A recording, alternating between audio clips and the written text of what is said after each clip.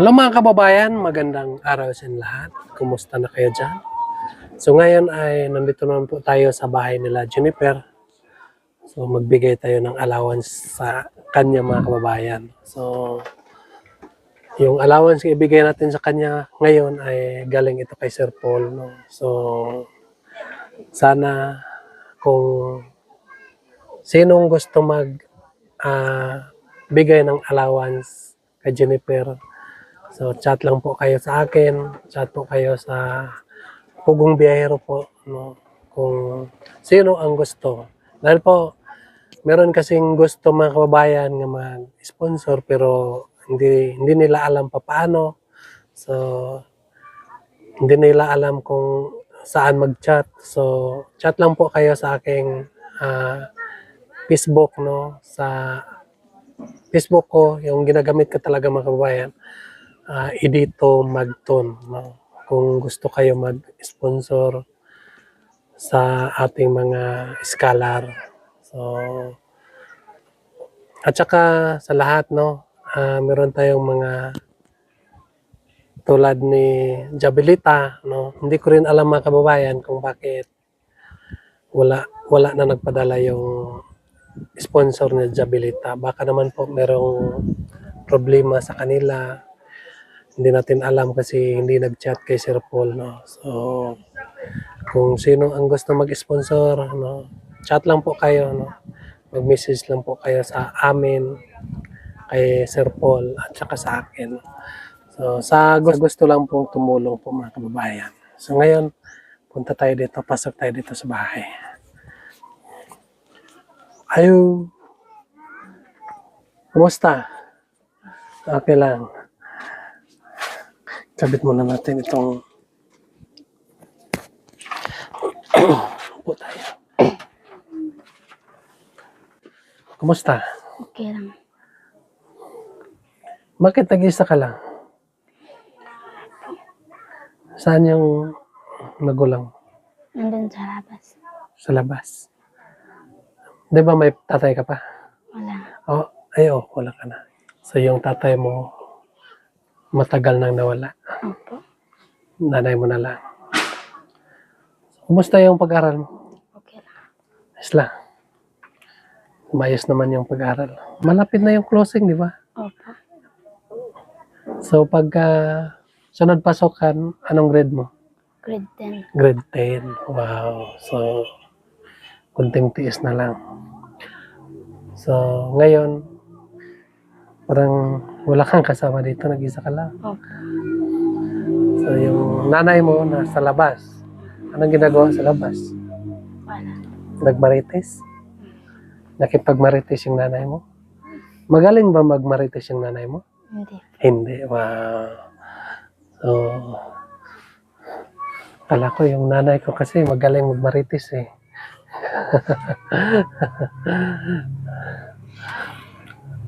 Buti ay may karasada na kayo maganda. Abot na doon sa ano? Kung sa galing sitwaan na dito? Nipa. Hindi pa? Nabot na dito? Wala. Wala pa? Pero ang bulldozer, abot na dito. Niadto na dito sa kuwan, sa galing dito sa nahan. Satellite. Nabot na dito? Wala pa. Pero maabot nagmotor dito sa satellite. So, gusto ko sanang puntahan doon. Kaya ba ng motor doon? Opo. Yung maliit ng motor, hindi kaya. Hindi po. Yung mataas lang. Tsaka, ano sabi nila doon na may namatay? Opo. Nanganganak. Kano mo yun? Hindi ko po. Hindi mo parente? Hindi po.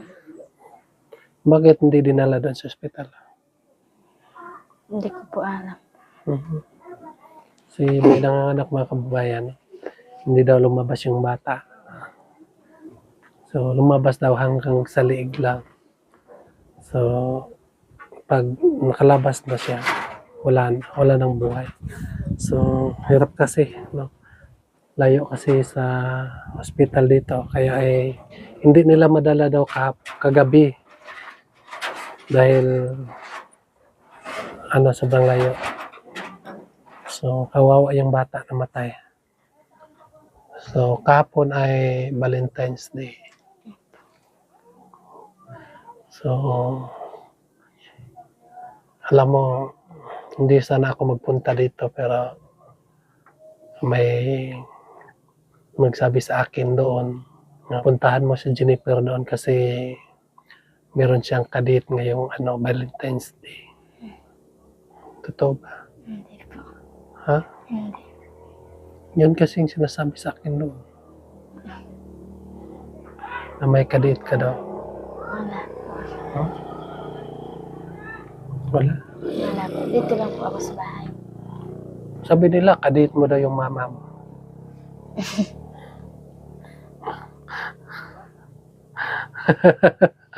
Yung mama mo ang kadate mo. No, so, binigyan mo ba ng bulaklak yung mama mo? Hindi po. Bakit? Hindi ko po alam. Di ba mahal mo yung mama mo? Kahapon ay araw ng mga puso. Sino ang mahal mo? May mahal ka na ba? Bukod ng mama mo? Anak ko lang. Oo. Bakit tayo mo binigyan ng bulaklak? Hmm? Ilang taon ka na?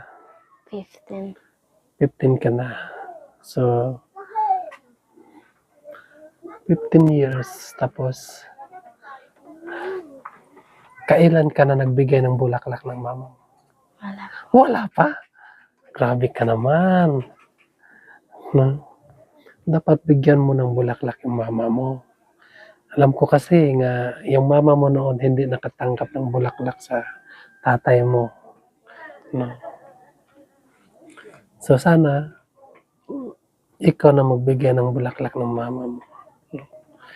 Kasi kapag magbigay tayo ng bulaklak sa mama, ibig sabihin nga, yung kahit ganun lang, pero ma-feel din ng mama nga mahal na mahal mo ang mama mo. No? Dahil sabihan mo nga dahil kaarawan ngayon sa mga puso, itong bulaklak ay bigay ko sa iyo.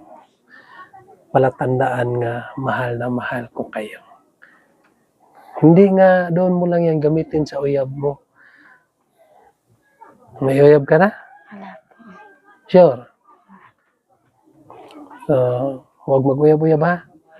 Dahil alam po namin kapag mag-uyab-uyab na kayo. Dahil maraming magsasabi sa amin kasi may mga mata kami dito.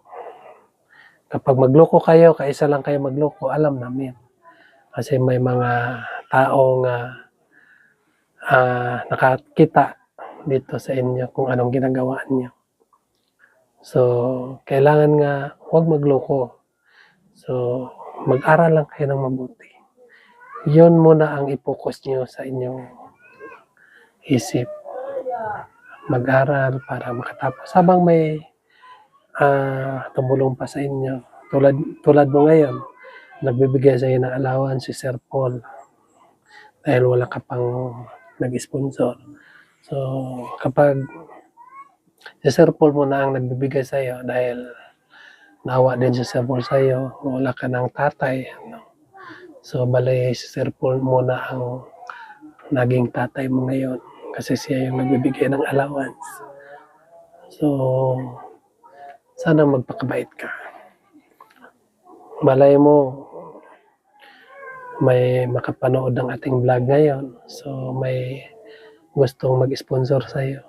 So, ang sponsor na Sir Paul sa iyo, so sa iba naman po mapunta. So, inaantay lang po namin nga may gusto mag-sponsor sa iyo para ang sponsor ng Sir Paul sa iyo. So, ibigay naman po sa iba. Ganun lang po yan. So, sana kami ay huwag niyo kaming ipahiya sa sponsor namin. Anong klase nga ipahiya? Yung malaman na lang namin nga kayo nag-uyab-uyab na kayo ay hindi kayo nag-focus nag-aral, yun ay dyan nyo kami mapahiya. Kasi ang sponsor, umaasa sila nga nag-aral kayo ng mabuti pero hindi pala. Nag-focus kayo nag-aral pero nag-uyab-uyab na DM mo. 'Di ba? So, sana isipin nyo nga huwag mo na magawa ng mga kalukuhan ngayon. Mag-aral mo na, focus mo na sa pag-eskwela. Habang may tao pang handang tumulong sa inyo nga may allowance kayo. So, alam ko kasi nga hirap hanapin yung pera ngayon. Tulad nyo, wala ka ng papa. So, mahirap ibigay ng mama mo yung 3,000 kada buwan, di ba? So, yung ibigay sa'yo ngayon, so, kaya na lang po ang mag-budget. So, huwag niyong ibigay sa kapitbahay. Yung ibigay sa inyo, huwag niyong ipahiram. Kahit sabihan kayo nga madamot kayo, ayos lang yan. Kasi yung pera na yan ay para sa iyo, para sa imong pag-eskwela. Mahalag maingon sila nga madamot si Jennifer kasi dili mo hatag og iraman. Ayos na yan. Kasi yung pera na yan ay hindi naman sa iyo. No, binibigay naman yan sa iyo para sa iyong pag-eskwela. Diba? So, ang ikabilin lang gid ako sa imo nga habang may panahon pa, mag-eskwela gyud mo tapo. Kay kung dili na mo eskwela, lisod gyud kaayo. Dapat tulungan mo na yung sarili niyo para makatulong kayo sa inyong mga magulang. No? So, ilan kayo magkapatid? Tatlo na po. Tatlo. 2 na po. Dalawa na lang kayo. Minyo na yung isa. Ikaw na lang hindi pa. Dalawa po. Dalawa. Pero yung iba minyo na. Opo. So, nag-aral din yun, isa. Wala po. Wala na. Ikaw na lang nag-aral. So, yun lang po, no? Huwag mong kakalimutan yung sinasabi ko sa iyo. Kasi yung sinasabi namin sa inyo ay para lang yan sa iyo. Hindi yan para sa amin. Para yan sa iyong kinabukasan. Kasi, mahirap kasi pag wala tayong pinag-aralan. Tulad ko, buti na lang andyan si Sir Paul, no? Siya yung ginamit ng Panginoon para matulungan ako. Kahit wala akong natapos, pero may tao nga ginamit ang Panginoon para matulungan ako. No? So, magpakabait lang tayo, no? Laging mas sunurin sa magulang. At magdasal tayo palagi, no? So, ngayon ay ibigay ko na yung allowance mo. Galing po ito kay Sir Paul. Thank you po, Sir Paul, sa yung kabaitan sa amin mga katutubo, no? So, wala na po akong masabi sa iyo, sir. Kasi malaki yung pagpapasalamat ko nga nakapunta ka dito sa Davao. At marami yung mga katutubo nga katulad ko nga napasaya mo. Isa na ako doon. Sobrang saya ko po dahil dumating ka sa buhay ko. Nagkita ang ating landas. Masaya dahil nabago yung hanap buhay. Alam niyo mga kababayan, noon ay grabe ang sakripisyo ko noon. Araw-araw punta ko ng bundok. No? Trabaho ko kasi noon ay maglagari lang ng kahoy, magputol ng kahoy. Kasi may magbahay, tapos ako yung magabas. So, sobrang hirap po. Hinto lang po ako pag sapado, pahinga. So, minsan pag yung maghapon ang ano man kababayan yung chinso, maghapon ako manggabas. Minsan kasi hindi na ako yung mag-istorya bitaw. Yung hindi na ako makabigtas sa ano ko dahil parang mag-clam na ang dito ko dahil sa kapagod. Dito sa liig kasi nakapuwersang ganon maghapon. So, sobrang hirap. Siguro kapag wala pa si Sir Paul, hindi pa kami nagkita, no? Siguro ngayon ay wala na ako ngayon, no? Nandoon ako sa ibang buhay. Kasi ako ay manumba ng kahoy, no? Baka naman ay natumbahan ako ng kahoy noon. Or baka ay naipit ako ng tablon nga ginagabas ko. Or baka naman ay hinuhuli na ako ng DNR. No? So, buti na lang ngayon ay naabutan po ako ng pugong biyahero. At natulungan nila ako. At nabago na yung paghanap buhay ko. So, sana ganun din kayo. Ito yung umpisa nga tulong ni Sir Paul sa inyo. Kasi nagkaiba tayo og sitwasyon nga pagtulong. Sa inyo, pinapaaral kayo. Para yan sa inyong kinabukasan. Sa akin naman po, iba din. Kasi sinabihan ako ni Sir Paul noon nga, mag-aral ka. May mag-sponsor sa'yo mag-aral. Pero matanda na ako eh. 30 plus na ako. Sabi ko, ayaw ko na lang mag-aral, sir. So, sabi naman po niya sa akin nga, sige, mag-vlog ka na lang din para makatulong ka sa sarili mo. So, yun, nag-vlog na lang din ako. So, kaya ay nagkita-kita tayo ngayon. So, sana meron tayong lesson doon na kapag pahalagaan natin yung itulong sa atin, maganda yung paroroonan natin. Makatanggap tayo ng buhay nga sumanday. Makatanggap tayo ng biyaya sa dulo. 'Di ba? So, focus ka lang sa pag-aaral. Ha? So, ito yung pera mo. 3,000. Galing po yan kay Sir Paul. Thank you po kay Sir Paul. So, ano masabi mo kay Sir Paul? Salamat po kay Sir Paul dahil binigyan po ako ng pera at may pambayad na po ako ng eskwelahan at may pambili ng bigas. Yan. So, thank you po, no?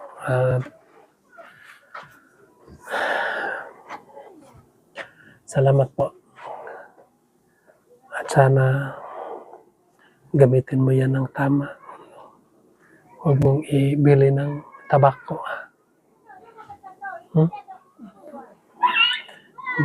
Ibili mo yan sa gamit mo sa eskwelahan at magbili ka na rin ng bigas. So, huwag mong kalimutan yung sinasabi ko sa iyo. Focus ka sa iyong pag-aral para makatulong ka sa iyong sarili. Ha? Unahin mo yung pag-eskwela mo. Saka na yung mga So, yun lang po mga kababayan. Magpapaalam na ako sa inyo. Maraming salamat po sa inyong lahat na walang sawang nagasubaybay ng aking YouTube. Sana po mga kababayan, huwag niyo pong kakalimutin na panoorin ang aming mga vlog ng PB Team, lalo na po kay Sir Paul mga kababayan, para marami pang mga kababayan ko nga katutubo nga matulungan, mapaaral. No? Kasi kapag mayroong mga katutubo mga kababayan nga mapaaral at makatapos sa ilang pag-eskwela, isa ako nga masaya. Dahil isa din ako nga natulungan ng pugong biyahero. So, yun lang po. God bless you sa inyo lahat. Mag-ingat ka dyan palagi. Bye-bye.